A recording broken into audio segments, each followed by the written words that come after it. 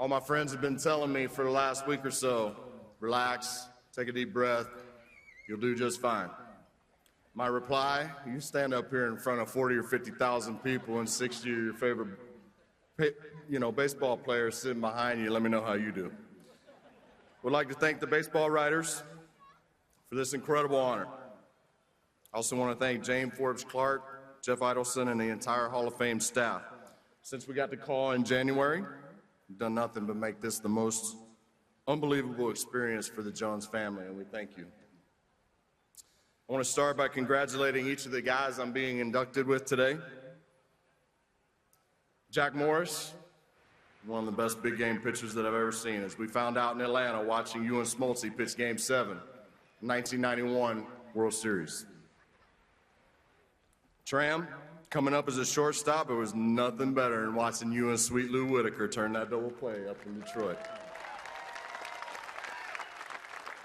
I'm sure the city of Detroit is beaming with pride today upon yours and Jack's induction. Vlad, I'm not sure you ever saw a pitch you didn't like, but man, you always seem to put it in play hard somewhere.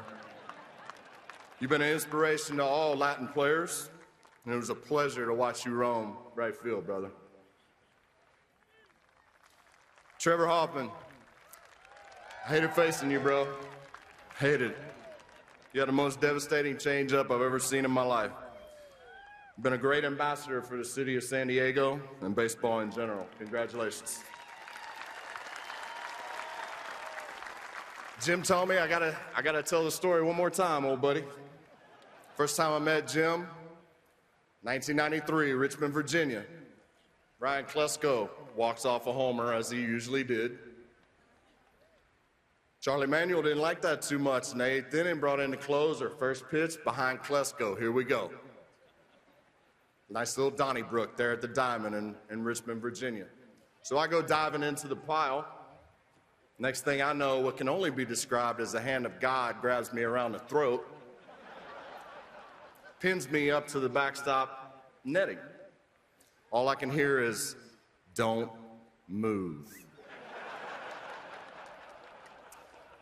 So thinking God had me by around the neck, naturally I obliged. I did manage to glance up and see my mother and father in the third row. Mom's eyes about this big. JT whispered in my ear, he said, "You done?" I said, "Yes, sir, I'm done." We've been buddies ever since. I'm glad I'm here sharing this day with you, buddy.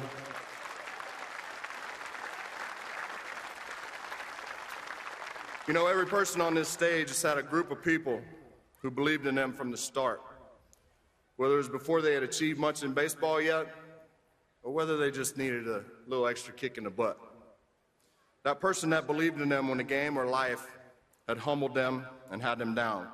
Those are the people I want to thank here today, because they are the ones responsible for me being on this stage. You all made this possible. For me, it all started in the little town of Pearson, Florida. I was just a country kid from a town with 2 caution lights, the self-proclaimed fern capital of the world. How do I, of all people, end up here on a stage with these iconic players, my childhood heroes, the best players in baseball history? I think for me, it came down to being focused on a goal, never losing sight of that goal, and being surrounded by people who believed in me. That belief started at home. My dad was a high school teacher and a coach. My mom, a professional equestrian. Pops was a huge Mickey Mantle fan. He started challenging me to hit left-handed when I was only 7 years old. Dad and I would watch the Saturday game of the week. Then after it was over, head out into the backyard with a piece of PVC pipe and a tennis ball. His favorite team was the Baltimore Orioles. Me, I was a die-hard Dodger. We go in the backyard, we mimic the lineups. Reggie Smith came up to bat, had to hit left-handed. Same with Kenny Landreau and Mike Scioscia. Pretty soon, I took it as a challenge. I started stacking my lineup with lefties. I loved it.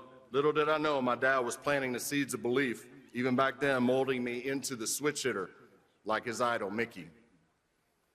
The rest of Pearson was a big extended family for me. I wasn't just raised by my parents. I was raised by the Hagstroms, the Abbotts, the other Joneses in Pearson, and my godfather, Pete Dunn, who was the head baseball coach at Stetson University for nearly 40 years. You all taught me discipline, respect, and the value of hard work. Without even knowing it, you taught me to believe that a kid from Pearson, Florida could make it. I wouldn't be here without you. Thank you so much.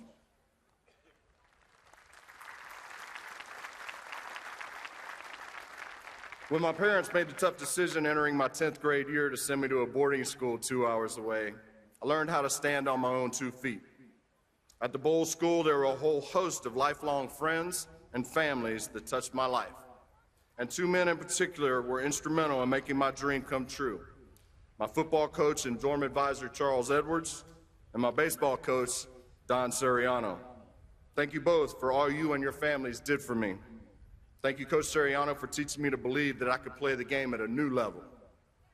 Thank you, Coach Edwards, for helping me realize I could make it on my own. And thank you to all my Bulls, family, and friends for giving me a home away from home. And thank you for being here today.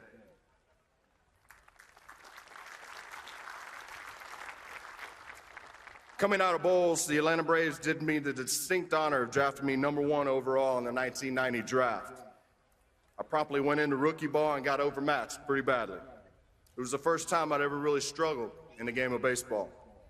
After the season in instructional ball, I got the chance to meet Hall of Famer Willie Stargell, and it could not have come at a better time for me.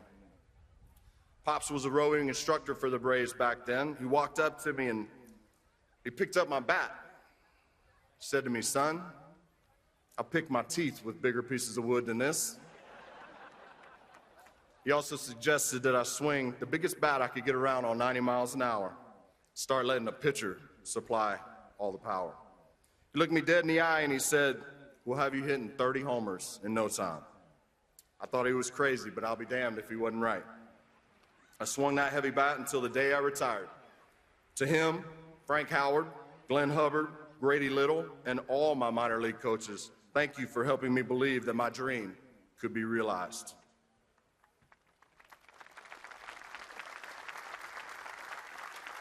4 years after being drafted, after a couple pretty good minor league seasons, I came to camp in 1994 on the cusp of making the big league roster. But it wasn't to be. 2 weeks before opening day, I blew out my left knee. There were no guarantees that I would ever be the same player again. In those days, you just didn't know. But one man never stopped believing in me. Never. That man was Bobby Cox.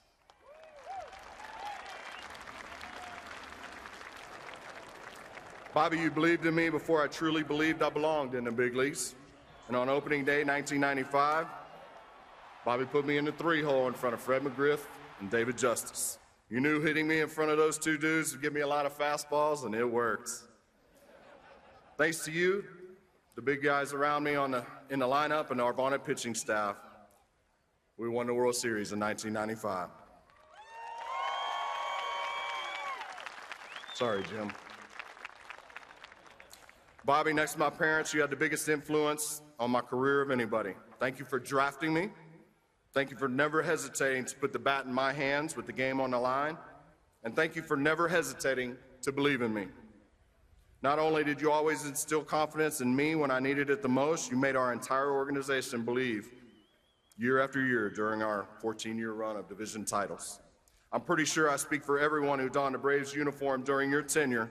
I'm so glad you were the man leading us on the field every night. Thank you, Skip. We love you.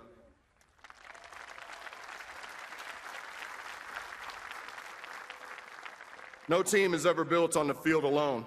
John Sherholtz, our general manager, instilled the same kind of belief throughout our organization that Bobby did on the field. And he showed me the kind of trust you don't often see between player and general manager. He kept the lines of communication open, and not once did he let me get to a spring training of a free agent year without an extension in place. John, thank you for giving me the opportunity to play my entire career in one uniform. Playing in Atlanta from start to finish is something I'll always be proud of and grateful for. And without the relationship you and I established, it wouldn't have been possible. Thank you. You're a Hall of Fame GM and a class act.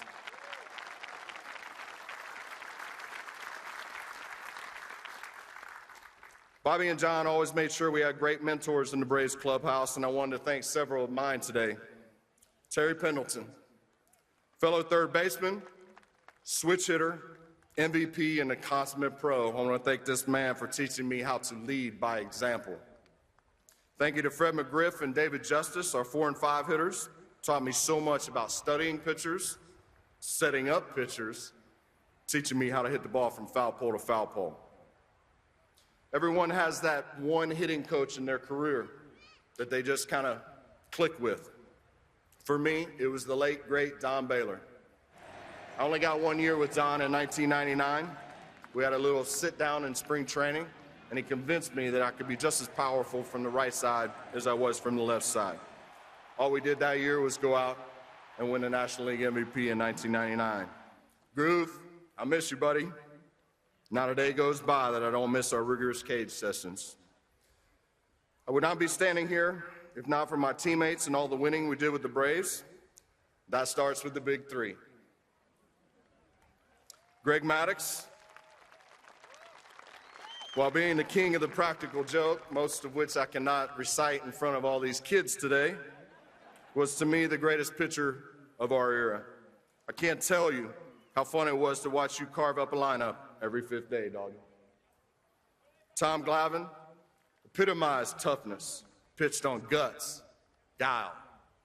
There's nobody more fitting to have on the mound for our crowning moment in 1995 than him. And contrary to what you hear, Glav does smile every once in a while. Look, take a picture. You might not see it again. And then there's John Smoltz. Smoltz. Smoltzy always pitched like his hair was on fire. Makes sense looking at him now. As an Atlanta Brave, I'd like to apologize for the whole wig thing a couple years ago. That was embarrassing. Seriously though, Smoltzy's a tremendous athlete. He can do anything he sets his mind to, whether it's starting, closing, or even making the U.S. Senior Open in golf. What's up with that 85 in the first round, though? There's nobody we wanted to have the ball in a big game more than Smoltzy. The brighter the lights, the better John Smoltz was. It was a pleasure to play behind the three of you, and it's an honor to join you, Bobby, and John here in Cooperstown.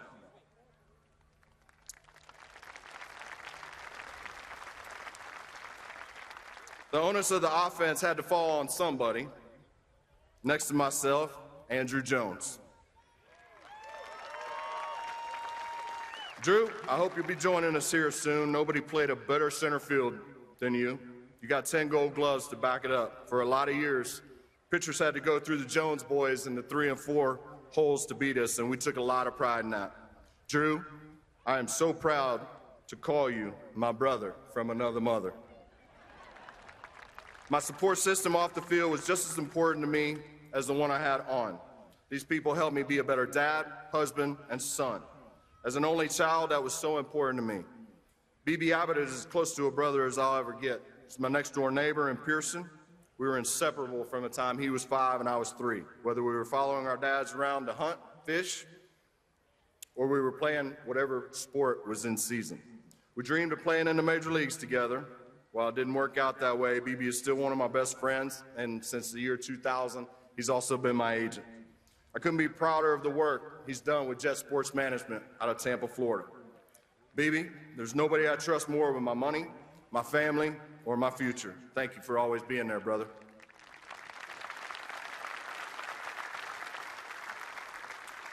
I didn't meet my wife, Taylor, until I was 40 years old, playing my last year with the Braves in 2012. But she changed my life forever.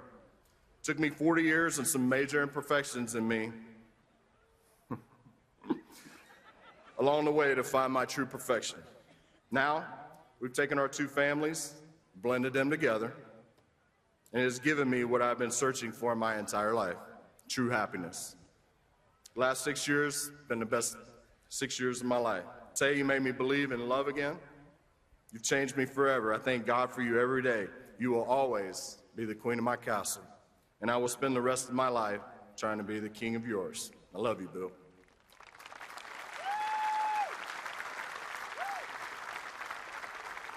Taylor is due any minute with our second boy. We decided to name him Cooper in honor of this occasion. Cooper will give us 7 boys altogether, joining Cooper, Matthew, Trey, Shay, Tristan, Bryson, and Ridge. I love you all. You're my pride and joy. I want you to step away from my shadow and blaze your own trail in whatever you're passionate about. Believe in what you do, love whatever you do, and know that I love you unconditionally and will support you in whatever path you choose. The fact that I'm standing here today is a testament to what you can do when you have parents who believe in you and inspire you to believe in yourself. Mom, Dad, you are the single biggest reason why I'm on this stage. In fact, you're all my reasons. Congratulations on just celebrating your 48th wedding anniversary.